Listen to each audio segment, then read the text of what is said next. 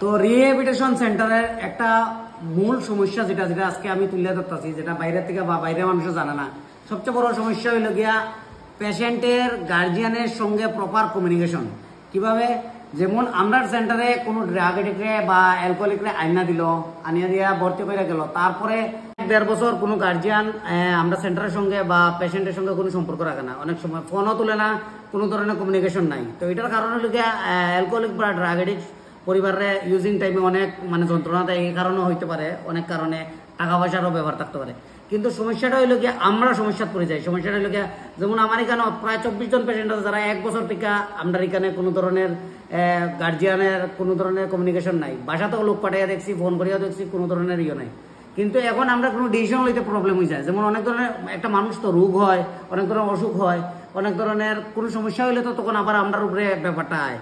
যেমন HIV আছে, hepatitis আছে, ওইসব রোগের ট্রিটমেন্ট করাইতে হইলে গার্জিয়ানের দরকার পড়ে, পারমিশন নিতে লাগে। অনেক সময় অনেক গার্জিয়ান কেন করাইছো, কিন্তু আমরা দায়িত্ব নিয়ে করতে লাগে।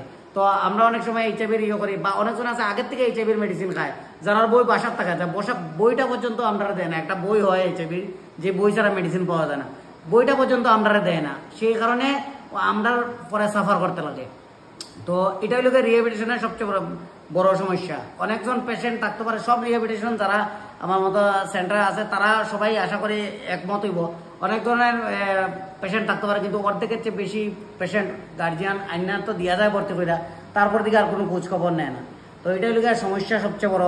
তো আমরা চাইবো যে যারাই গার্জিয়ান ট্রিটমেন্টে এনে দিচ্ছেন পেশেন্ট বা নিয়ে আইছেন, ট্রিটমেন্ট প্রপার হইতে গেলে গার্জিয়ান কমিউনিকেশনের ব্যাপার আছে। গার্জিয়ান আইয়া কথা কইতে লাগে, গার্জিয়ানেরও একটা নেশরি কি কারণে বারবার নেশা করে এটা জানা উচিত। কাউন্সিলিং, ফ্যামিলি কাউন্সিলিংয়েরও ব্যাপার আছে, খালি শুধু দিয়া গেলেই হয় না। আর আমরাও তো প্রাইভেটলি আমরা চালাই, টাকা পয়সারও ব্যাপার আছে। একটা মানুষের 1 মাস 2 মাস 3 মাস চালান যায়, বছর পর বছর চালান যায় না। আবার আমরা এমনি তো রাস্তা তো চাই রাখতে পারি না আপনার ছাড়া। তো এটাই হলো সবচেয়ে বড় সমস্যা যেটা আমরা আজকালকের দিনে ফেস করতেছি। তো আজকে হওয়ার কারণ হলো কারণ আমি প্রায় 24 জন পেশেন্ট আমার এখানে প্রায় এরকম 1 বছর 1.5 বছর ধরে এরকম। তো আজকে 1 বছর 1.5 বছর ধরে 24 জনের খাওয়ান থেকে ধরে মেডিসিন থেকে ধরে এভরিথিং আমরা চালাইতেছি, বাকিরার সবের ইয়ের উপরে। কিন্তু গার্জিয়ানের কোনো ধরনের কোনো রেসপন্স নাই। তো এরকম করলে তো আর ট্রিটমেন্ট হয় না।